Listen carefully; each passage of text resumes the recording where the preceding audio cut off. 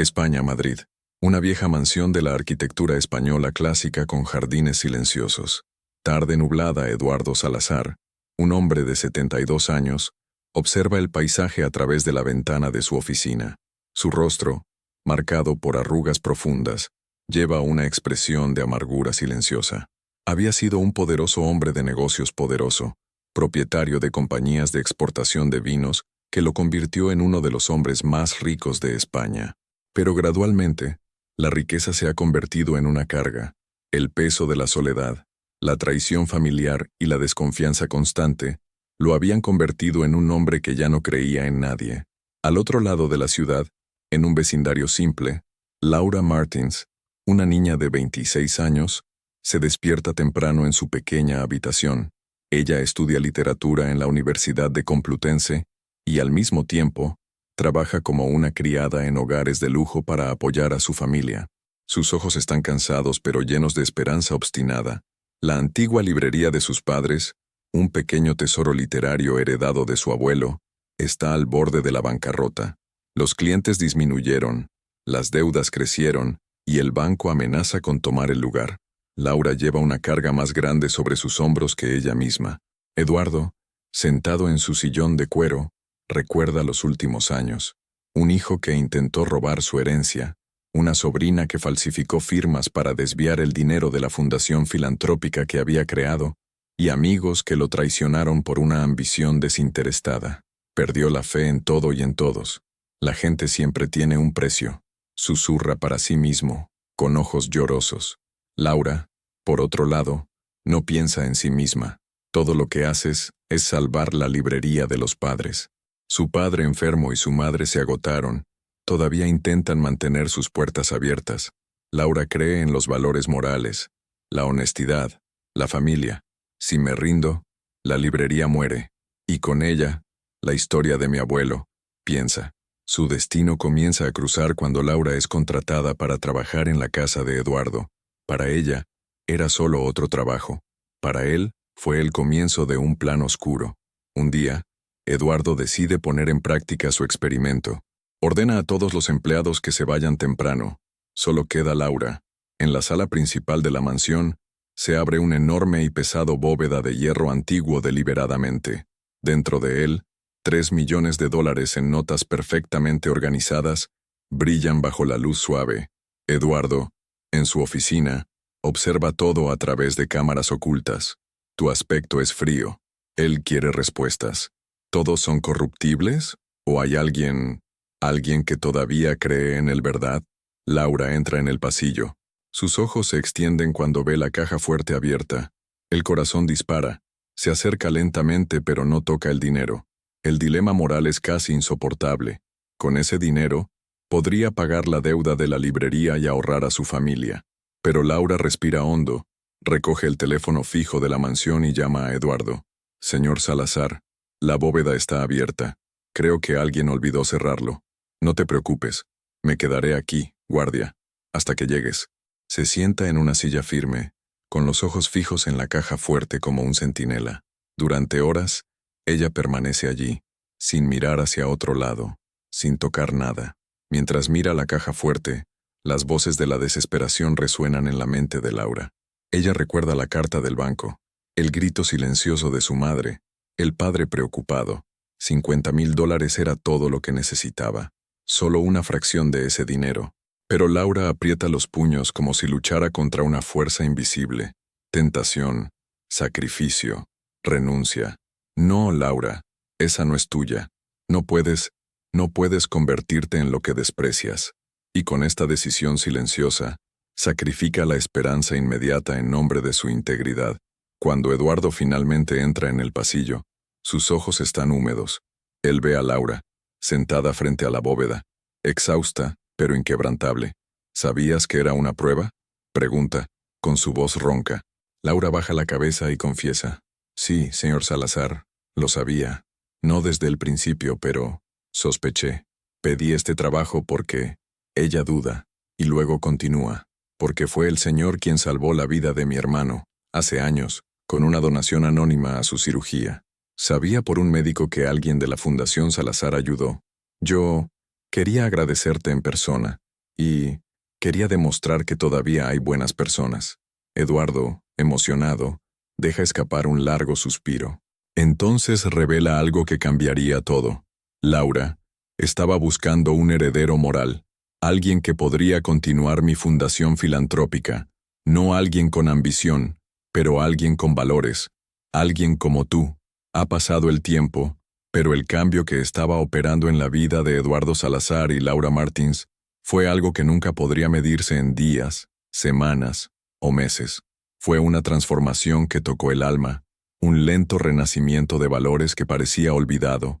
Eduardo, más bien un hombre cerrado en su propia amargura, comenzó a abrir sus puertas, no solo de su mansión, sino también de su corazón.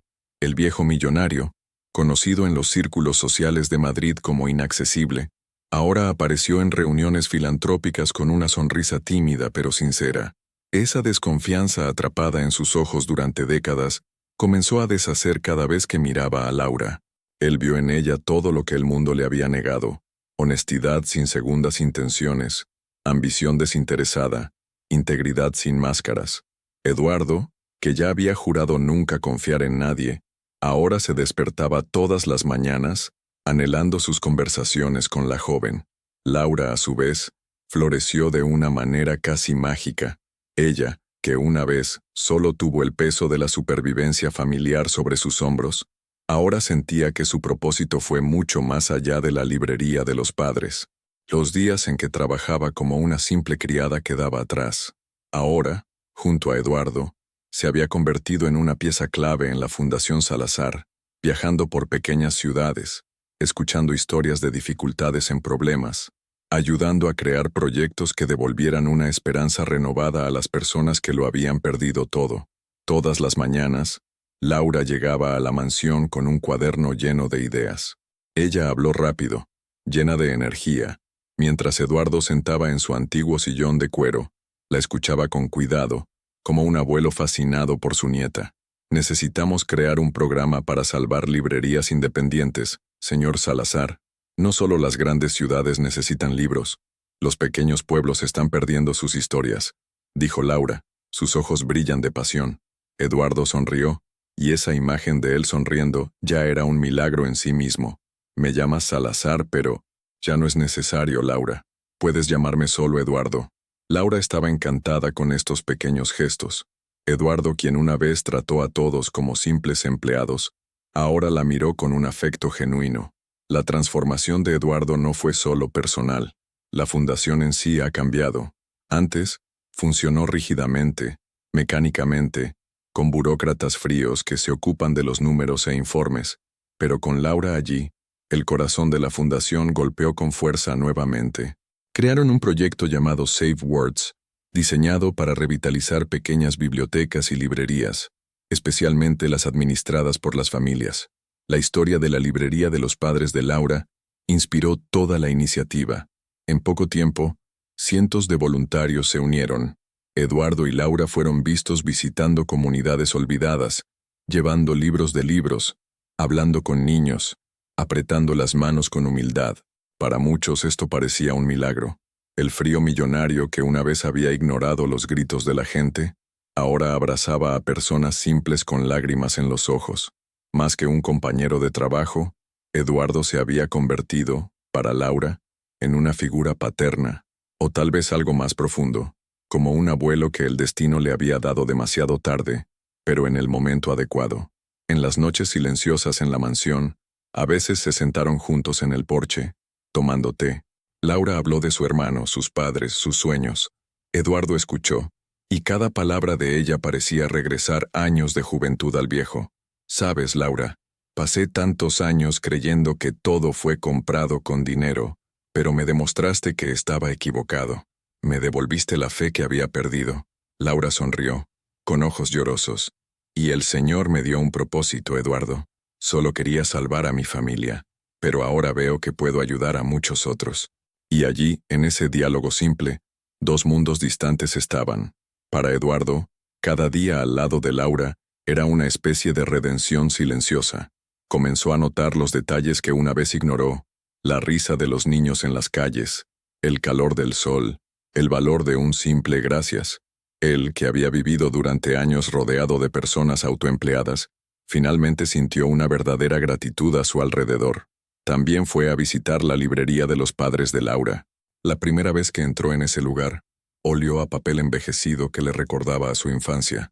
Fue detenido durante largos minutos, con los ojos llorosos, y luego dijeron: «Laura, este lugar es el verdadero tesoro de tu familia.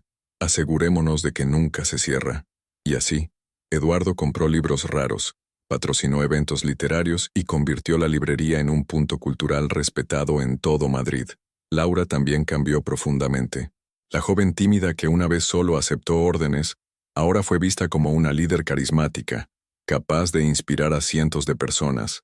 Su nombre comenzó a aparecer en los periódicos, no como una heredera rica, sino como el alma joven que se estaba volviendo filantropía en España. Nunca olvidó de dónde venía, y todos los días, antes de acostarse, en silencio agradecía a Eduardo por creerla. Y quizás la transformación más hermosa de todas fue el vínculo entre ellos. Laura, quien nunca conoció a sus abuelos, vino a llamar a Eduardo, en tiempos de descuido, abuelo. Al principio se disculpó, avergonzada, pero Eduardo solo sonrió, emocionada. Abuelo, me gusta cómo suena. Durante muchos años, nadie me llama algo tan hermoso. Y fue así, entre libros, sonrisas y gestos de bondad, que el antiguo millonario y el soñador que se encontraron. No había dinero que pudiera comprar eso. Era puro, verdadero. Eduardo finalmente sintió que su vida tenía un verdadero legado, algo que sobreviviría no solo en bienes materiales, sino también en valores morales. Y Laura finalmente creía que era posible un futuro mejor. ¿Qué hay de ti? ¿Qué harías si estuvieras en el lugar de Laura? ¿Arriesgarías todo por tu familia? ¿O mantuvieras tu integridad? Como comentó a continuación, queremos conocer tu opinión. Y no olvides suscribirte al canal, porque historias emocionantes y basadas en hechos reales aún no están por venir. Esta fue una historia emocionalmente emocionante con un final inesperado. Corazón,